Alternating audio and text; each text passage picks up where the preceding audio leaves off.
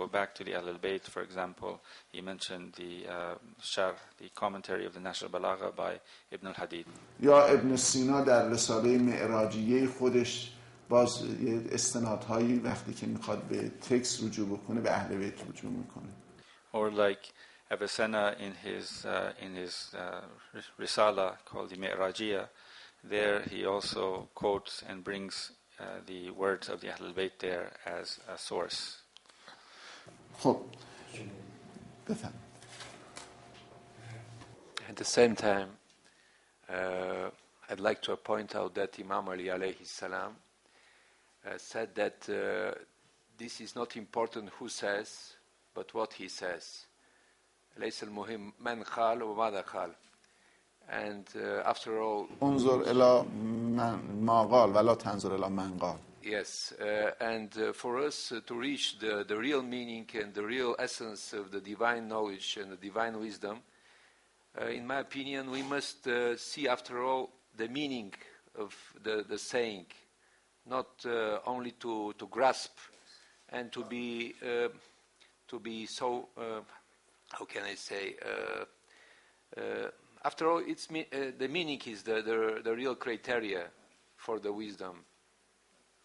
البته حرف شما حرف درست نیست، یعنی صحیح، ما فقط بحث منطقی نمی کنیم، ما بحث فرهنگی و تاریخی می کنیم. اگر هم به اهل بیت می پردازیم یا به احادیث نبوی می پردازیم به خاطر مرجعیت و تاثیرگذاری تاریخی اینها داشتن. یعنی سخن شما ناظر به شکل اپروچ و رویکرد منطقی بحثه، اما ما هم که نگاه تاریخی به مسئله میکنیم واقعش اینه که احادیث اعم از آنچه که از پیامبر و اهل بیت اومده توی تاریخ بی تأثیر نبودن، حالا در بخش‌های مختلف جهان اسلام متفاوت بوده. Let's translate it. He's saying that yes, your comment is correct if you look at if you look at it from a logical point of view, that what you're saying logically is correct. But if you look at it from a historical point of view, then we do have to look at the authority of the text and the influence that the text had on these meanings, because the different types of intellectuality were present in history and through history. I may add a small point also to what Vasily just said, is that if you really look, you find that there is no difference, really, because all the statements by the Ahlul Bayt are repeated by the, if you call them Ahlul Khilaf, or by the mainstream group Sunni. It's just that today people forgot. They don't read the books, and they have been treated as mawdu'at or du'afa, and you find them in the Sunni sources, but not in Bukhari and Muslim. So we have to be careful to think that these traditions, especially about intellect, are somehow absent in Sunni Islam. That's not the case. We have to caution ourselves about that.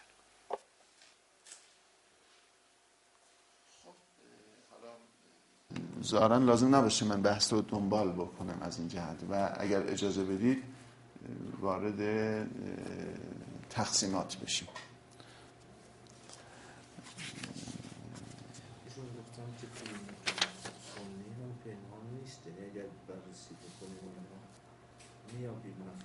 بله، alright، موافق هستم با این مسئله ایشون. عرض کنم که تقسیم اول که عملی در اینجا به دو قوه درک و قوه عمله.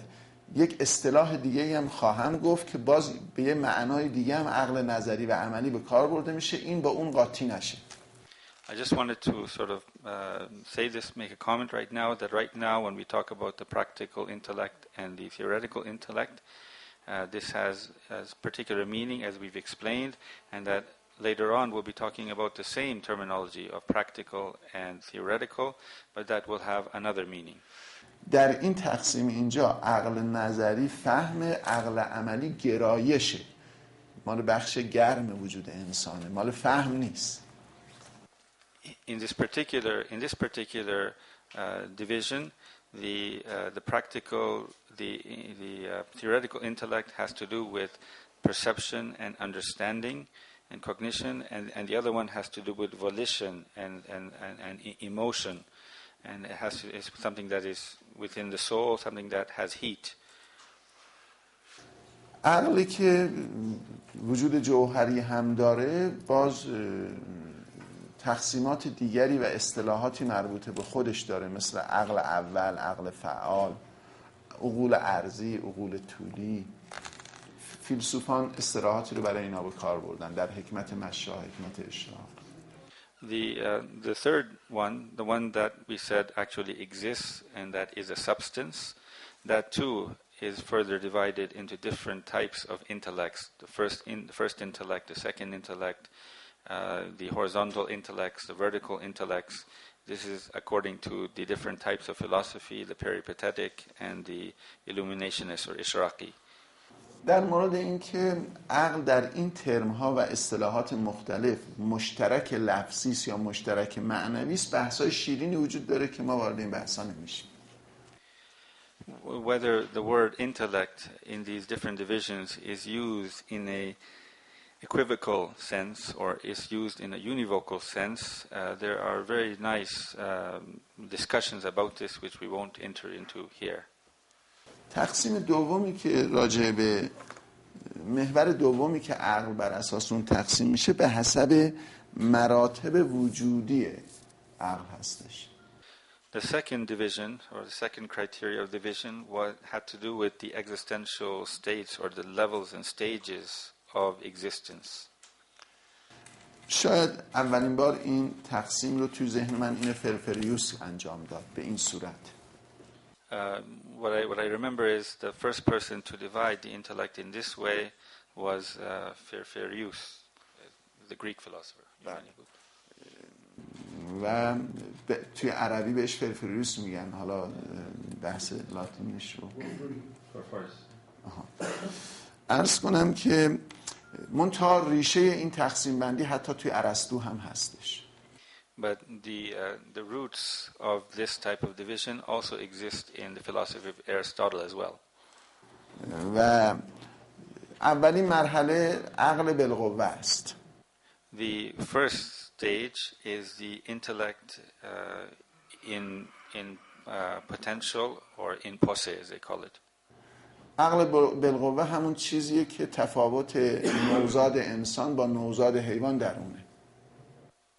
This is that same intellect that differentiates between a newborn human being and a newborn or an animal that is born. هیچ کدوم اینها عاقل نیستن، اما ما میفهمیم که نوزاد انسان میتونه عاقل باشه، نوزاد یک حیوان نمیتونه عاقل بشه.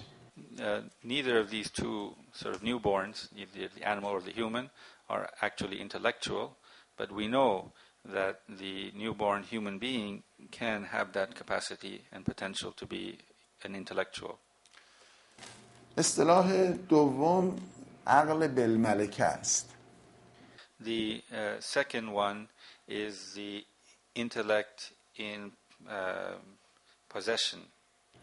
عقل بالملکه وقتیه که انسان ابتداییات معانی عقلی رو، اون قوه درکی است که ابتداییات معانی عقلی رو درک میکنه. It is that faculty which is able to have cognition of the very primary matters that the intellect can cognize. سوم عقل بالفعل. The third is the intellect in action or in activity or in actu, as they call it. عقل بالفعل وقتی است که با تفکر و استدلال میتونه مطالبی رو برسه، فقط اون بدیهیات و اولیات نیستش. So it's beyond just the initial primary matters, but it's when the intellect is able to use demonstration to be able to show something. اینا سه مرتبه از مراتب قوه ادراکی عقل انسانی هستن. So these are the three different levels of the faculty of intellection in man. مرحله چهارم عقل مستفاد گفته میشه و گاهی تعبیر عقل قدسی را هم در مورد اون به کار بردن. بوعلی به کار برده یا غیر از بوعلی مثلا تو کتاب‌های دیگه به کار بردن. The fourth one is what is known as the aql that is mustafad. عقل مستفاد قوی تر از عقل بالفعله. The aql that we're calling mustafad is stronger and more intense than the intellect in action or in activity. ما گاهی وقتا با استدلال یا با کمک عقل، با کمک حس میفهمه که چه چیزی وجود داره، چه شیئی پشت در خانه شماست، در منزل شماست، یا یه مسائل ریاضی رو حل میکنیم. Sometimes with the help of the sense and sensation, we're able to understand, for example, what is in your house or what is behind the door and so on and so forth. یا مسائل ریاضی رو. Or the mathematical matters. یا راجع به آینده پیش بینی میکنیم. Or we're able to say something about the future based on this. این نوع معلومات از اون معلومات اولی نیستن که در عقل بالملکه باشند. These types of objects of knowledge are not like those objects of knowledge that we call primary. و اگر ما بخوایم به اینها علم پیدا بکنیم، اینها نوعاً با استدلال و عقل بالفعل اینا رو میفهمه. And if we want to know about these things, then it is through some type of demonstration and the intellect in action or the intellect in action that comes to know about these things. اما وقتی که مسیح سلام الله علیه به شما میگه ما فی بیوتکم و ما تدخرون و به شما میگه که آینده کجا میرید، او با استدلال این رو بیان نمیکنه. But when, for example, Jesus in the Quran is speaking about something that is, that which is in your homes and that which you store up, or he tells you about something that is not visible or seen. این چیزی که دیگران با تور شکار استدلال، یعنی استدلال من به تور دارم، میتونن بفهمن، این بدون نیاز به این تور مستقیما میابه. So that thing which others are able to, through demonstration, understand, this person, in this case Jesus in this example, is able to do it without this demonstration, without this help and this auxiliary of the net of what he's calling the net of intellection that demonstration is. کسانی که قائل به عقل مستفاد هستن میگن عاقل که نفس انسانه در یک اینطور مواقعی با مخزن علم الهی بیواسطه ارتباط برقرار میکنه. So somebody who has this type of higher intellection is able to have a direct contact with the source of intellection that is with God. این به مخزن علم الهی. And the treasure and the source of the knowledge of God. و این معنای که و تا از او سوال میکنی اذا شاء علمه. And in this case, a person is, when he wishes to know, he knows. When he reaches this stage of this intellect, when he wishes to know, he knows. این عقل مستفاد هستش. And this is the intellect that is called mustafad. نوع مرتبه دیگر عقل که مربوط به نفس انسان نیست، همون عقل مجرد خارجی است که گویی همان مخزن علمه که صاحب عقل مستفاد با اون مخزن ارتباط برقرار میکنه. آره، که این نوع پنجمه که میخوایم بگیم عقل فعال. در واقع مرتبه عالی تر بعد از عقل مستفاد عقل فعاله. The next stage, which is higher than this, the intellect of the mustafad, is the active intellect, the aql that is the intellect that is fa'al. And this is more in direct contact with that source of knowledge and intellection. در عقل فعال همه معانی عقلی بدون اینکه قوه و استعداد و حرکت و اینها باشه در او بالفعل حضور داره. somebody with this type of intellect, all the intellectual meanings that are possible without the fact that they are either in potential or active, or whether they are in some type of change and movement, they are all present with the person who has this type of intellect. کسانی که این تقسیم بندی پنجگانه رو میکنن، شما نگاه بکنید از عقل بالقوه تا عقل مستفاد نداریم، دارا میشیم، این شکلیست. اما توی این همواره همه معانی هست، مثل اینکه مخزن علم است. Yeah, so in these 5 different levels of intellection, initially we saw the intellect in potential and the intellect in act, that you're going from somebody who does not have something that is active to something that is actualized. But with somebody who has this stage of the active intellect, this is no longer the question of any change in intellectuality. It's all there. بفرمایید. Can you once again repeat to be sure that I understand well? Because I wrote عقل in potential بالملكة و after that which one? عقل بالفعل. عقل بالفعل. بالفعل. After that عقل مستفاد. بفهمید. When discussing the Al-Mustafa, please tell us. When discussing the Al-Mustafa, you said something curious. When he wishes to know, he knows. And I was wondering if you could explain that part of when he wishes. What's the element? How does that element of volition play a role? If he's already attained a certain degree of philosophical perspicacity, wouldn't he just know? Why does he need to wish to know? ما فعلا اصطلاح رو میخوایم نشون بدیم که معنای این اصطلاح چیست. نمیخوایم وارد این بحث بشیم که استدلال بکنیم یا مکانیزم کار رو نشون بدیم. At this stage, we just want to talk about the meaning of the term and terminology, and we don't want to get into the mechanism of actually how it occurs. البته کسانی که معتقد هستن، حالا چون بیان کردید یک کمی توضیح اونا رو ذکر میکنم خدمتتون. But now that you have brought it up, I will explain a little bit. ما فرض بکنید که ماهیگیر هستیم. Let's assume that we are fishermen. و میخوایم ماهی بگیریم از دریا. And we want to basically catch a fish from the lake or the ocean. تور میندازیم تو دریا. We throw a net into the ocean. و در درون تور یک سری از ماهی‌ها از تور رد میشن، یک سری از ماهی‌ها که با یک اندازه خاصی هستن تو تور میمونن. And some of the fish, they are able to pass through the holes in the net, while others that are of a certain size remain in the net. البته یک ماهی‌هایی هم هست که تور رو با صیاد رو با خودشون میبلند و میبرند.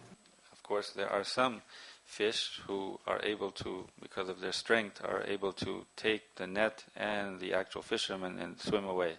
شما نمیتونید بگید که تور ماهی رو تور به ما میده، ماهی رو دریا به ما میده. You cannot say that it is the net that gives us the fish. No, it's the ocean and the water that gives us the fish. اما تور یک ابزاری است که اون دریا به ما ماهی رو میده.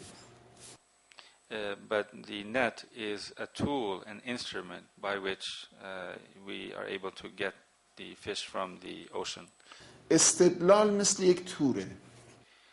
Demonstration and reasoning is like that net. و نتیجه مثل ماهی است که دریای وجود به ما میده. And the result of this is the fish which the ocean of existence gives to us.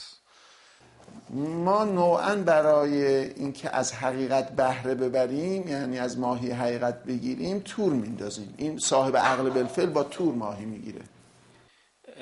Because we want to get something from reality, some understanding, we throw this net, and this is the person who has the intellect activated.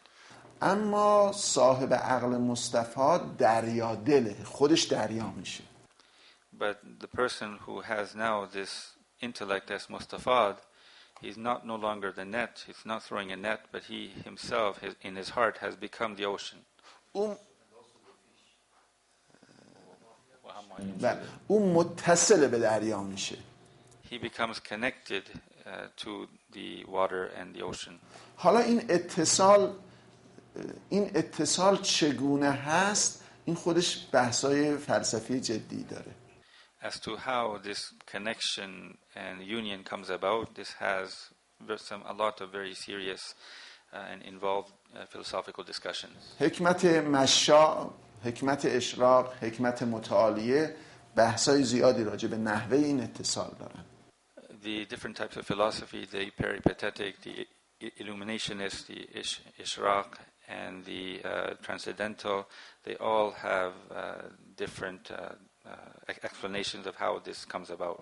برجسته ترین استدلال ها تو این زمینه مال ملا صدراست که بحث اتحاد عاقل و معقول میپردازه.